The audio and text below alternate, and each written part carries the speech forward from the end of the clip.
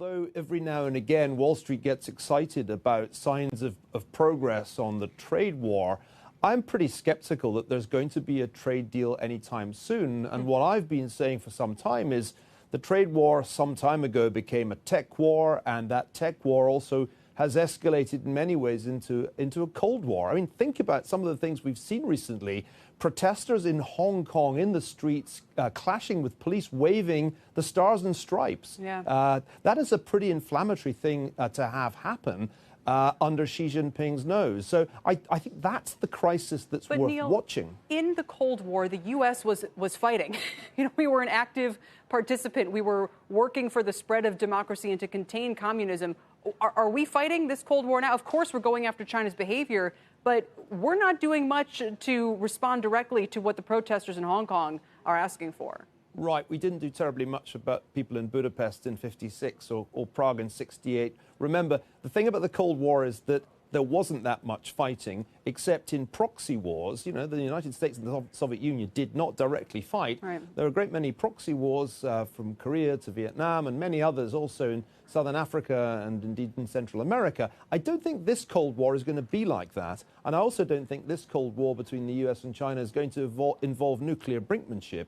It is much more a kind of space race, cyberspace race war in which technology and the competition over artificial intelligence or quantum computing is really where the action is. And I think that kind of a Cold War in some ways makes sense for the United States, because the alternative was just to let China basically win economically and technologically. So in a sense, I'm saying Cold War II is here, and it's probably not a bad thing. What do you make of John Bolton's departure from the White House and the implications there? I mean, when you have Rand Paul, an isolationist who is cheering his departure and saying, it's better for America, it makes the world a safer place.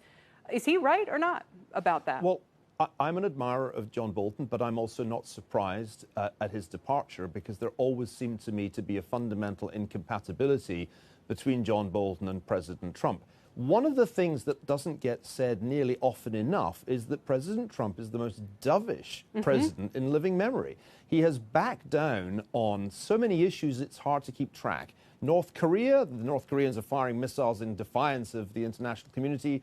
Trump does nothing except look forward to the next meeting with his best buddy. Venezuela, we blinked at the moment of crisis when the Maduro regime was nearly toppling.